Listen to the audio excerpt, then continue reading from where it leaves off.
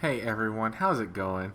It's Inuyasherz here, and what this video is going to be is a little bit of a guide about the laning phase in the game Smite.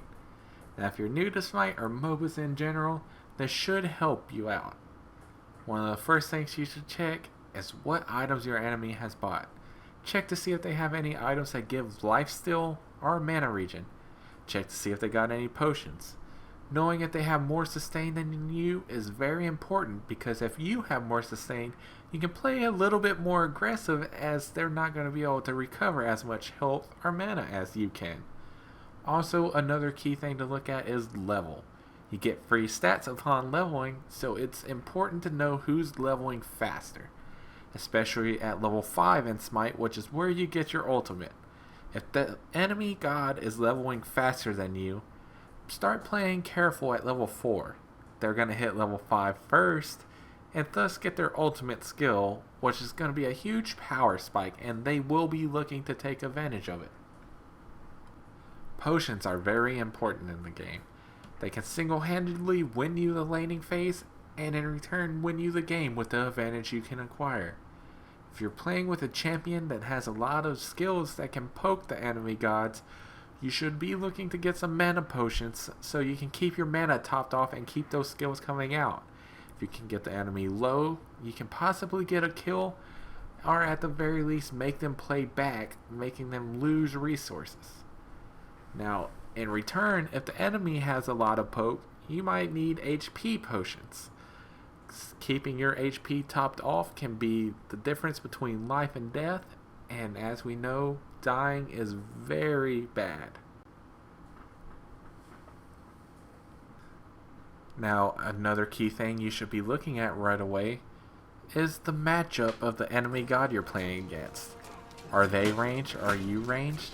Are they melee? Are you melee?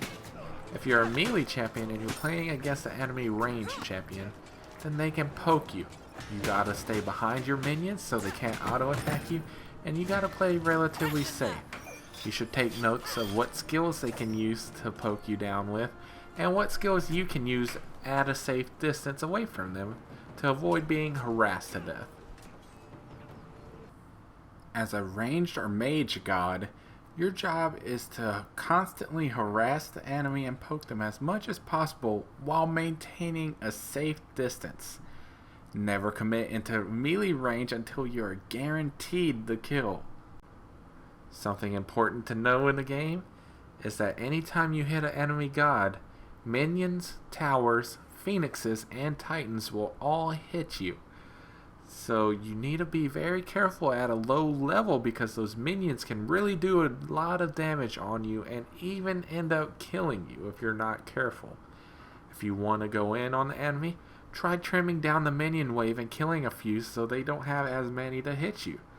This can actually end up winning the laning phase if you can bait the enemy into fighting you in a large minion wave of your own. Wave control is very important. If the enemy can poke you down but you have enough AoE damage that you can kill an entire wave at once, then you can play farther back and play it safe. Another thing you should take note of are cooldowns of skills. If your opponent has a skill that is very vital to their damage output, then it's going to be on cooldown after they use it. You're going to have a small window where you have an opening to engage on them and possibly win the trade just because you know their skills are on cooldown. If they use it on minion waves, try to punish them if possible. Play it smart though, don't just go in and die. Now we're going to cover backing. If you want to go back but your enemy isn't in lane, you should quickly wipe out the wave and shove it into their tower before you go back. If the enemy is not around, they're going to be losing experience and gold because of your actions. You're going to be denying them a lot of resources. If you're wanting to back and the enemy is pushing towards you, and it's possible for you to clear out a minion wave quickly, you should quickly clear out that minion waves to buy you a little bit of time to go back.